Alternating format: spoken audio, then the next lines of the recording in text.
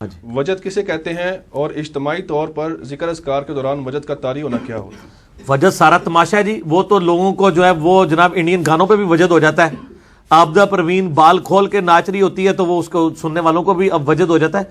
یہ پیورلی ایک scientific phenomena ہے. اس کو کہتے ہیں ریزوننس, اردو میں گمک کہتے ہیں. آپ نے پڑھی ہوئی ایف ایس سی میں, جنہوں نے فزکس پڑھی ہوئی ہے نا, ان کو ریزوننس کا پتہ ہے. ریزوننس یہ ہوتا ہے کہ اگر آپ کے دماغ کی فریکوینسی کسی دوسری فریکوینسی سے میچ کر جائے تو ایمپلیٹیوڈ بڑھ جاتا ہے. اسی لیے فوجی جب پل کے اوپر سے گزرتے ہیں نا, وہ پریڈ نہیں کریں گے. کیوں جی؟ ڈاکٹر صاحب بیٹھے ہیں میتھمیٹیشین, انہوں نے پتا ہے اس گل کا. کیوں جی؟ اسی ہے ریزوننس ہی کہتے ہیں نا اس کو. اچھا منوی آندی ہے تھوڑی بہت میتھ. اچھا کیونکہ آپ تو میتھمیٹیشین ہے اور ہم اپلائیڈ میتھمیٹکس, انجینئر جو ہے وہ اپلائیڈ میتھمیٹکس کو لے کے چل رہا ہوتا ہے. فوجیوں کو کہا جاتا ہے کہ آپ نے پل کے اوپر اکٹھی مارچ نہیں کرنی, کیونکہ اگر وہ فوجیوں کے مارچ کی فریکوینسی اس کی نیچرل فریکوینسی کے ساتھ میچ کر گئی پل کے, تو پل اینج کرے گا, پھر تو مارچ روک دیتے ہیں. یہ ریزوننس جو ہے نا, یہ جو وجد آتا ہے نا جن لوگوں کو, یہ بالکل صحیح آتا ہے. یہ ٹوٹلی سائنٹیفک فنومینا ہے. اس کا دین سے کوئی تعلق نہیں, ورنہ تو ہندوؤں کو وجد آئی نہ صرف مسلمانوں کو آئے. چونکہ آپ کے پاس مسلمانوں کی وجد آتا ہے, آپ سمجھتے ہیں صرف مسلمانوں کو ہی آتا ہے. نہیں, غیر مسلموں کو بھی آتا ہے, گوروں کو بھی آتا ہے, کرنٹ بھی لگتا ہے. وہ کرنٹ شاہ بھی چل رہے ہیں. اس کی کوئی اسلام میں حیثیت نہیں ہے. اجتماعی ذکر جو ہے نا, وہ اگر قرآن کا ذکر ہو رہا ہو, یعنی اجتماعی محفل, جو صحیح مسلم میں حدیث ہے کہ جہاں لوگ قرآن کی تدریس کے لیے اکٹھے ہوتے ہیں تو ان کے سروں سے لے کے اوپر تک فرشتے ڈھانپ لیتے ہیں, یہ تو ٹھیک ہے. یہ جو ضربوں والا ذکر ہے نا, اس کی تو کوئی اصل ہی نہیں. میرا تو ایک یوٹیوب پہ کلپ لاکھوں لوگ دیکھ چکے ہیں. کیا اللہ کا ذکر ثابت ہے؟ میں نے یہ چیلنج دیا ہے کہ نبی علیہ السلام نے صرف اللہ کے نام کے اوپر کبھی ذکر تعلیم نہیں فرمایا, ہمیشہ ایٹریبیوٹس کے ساتھ ہے. یا سبحان اللہ ہوگا, یا الحمدللہ ہوگا, یا لا الہ الا اللہ ہوگا, یا اللہ اکبر ہوگا, یا لا حول ولا قوت الا باللہ ہوگا. صرف اللہ اللہ اللہ یہ ہے ہی نہیں ہے. یہ کوئی ذکر, کیونکہ یہ کوئی جملہ ہی نہ مکمل ہو رہا. سبحان اللہ کہیں گے تو پاکی اللہ کے لیے جملہ مکمل ہوا, اللہ اللہ بس جملہ ہی مکمل نہیں ہوا. آپ نے اللہ کی کیا تعریف کی؟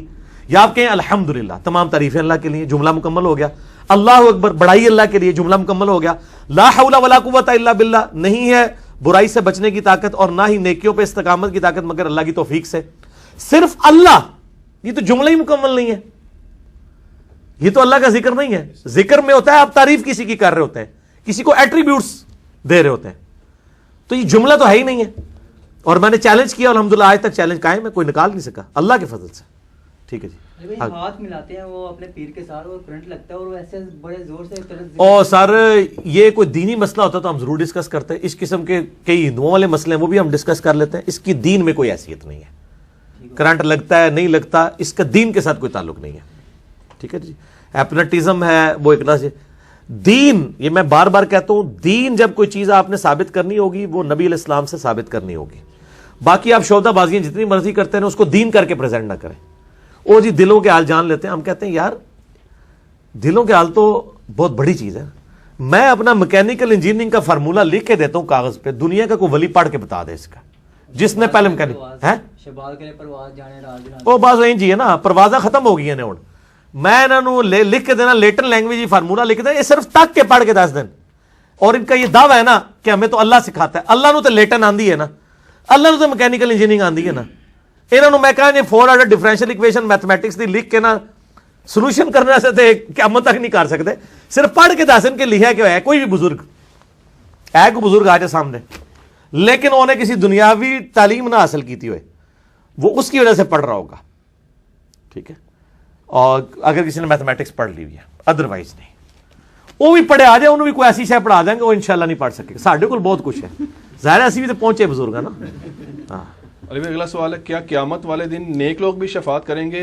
وہ کہتے ہیں کہ اگر ایک عورت 4 مردوں کو دوزخ میں لے جا سکتی ہے تو ایک ولی اللہ کسی کو جنت میں نہیں لے جا سکتا؟ پہلی بات ہے یہ تو حدیث ہی کوئی نہیں ہے کہ ایک عورت, یہ تو آپ کے ٹیکسٹ میسیجز اور فیس بک پہ حدیثیں چل رہی ہیں. ہاں مانوی اعتبار سے یہ صحیح ہے کہ الرجال قوامون علی النساء, قرآن میں ہے کہ مردوں کو عورتوں پہ حاکم بنایا گیا. اگر کسی کی بچی بے پردہ گھر سے نکلتی ہے اور باپ اس کے اوپر راضی ہے, اس کو نہیں روکتا.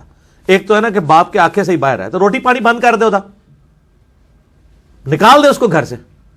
ٹھیک ہے. یا کوئی اور اس طرح کا پروٹیسٹ کرے کہ وہ راہ راست پہ ہے, یا بچپن سے صحیح تربیت کی جائے. تو ظاہر ہے وہ باپ بھی ذمہ دار ہے, خامند ہے تو وہ بھی ذمہ دار ہے.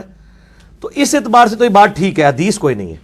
باقی رہا کہ اولیاء اللہ شفاعت کریں گے, کیوں نہیں کریں گے, انشاءاللہ تعالی حضرت ابوبکر شفاعت کریں گے, حضرت عمر کریں گے, حضرت عثمان غنی کریں گے. صحیح مسلم میں حدیث ہے ویسے کرنے کی وجہ سے کتنے لوگ جنت میں جائیں گے ان کی شفاعت کی وجہ سے, لیکن وہ اللہ تعالیٰ ڈیفائن کرے گا. سیدنا عثمان غنی رضی اللہ عنہ, حضرت علی, امام حسن حسین سارے شفاعت کریں گے.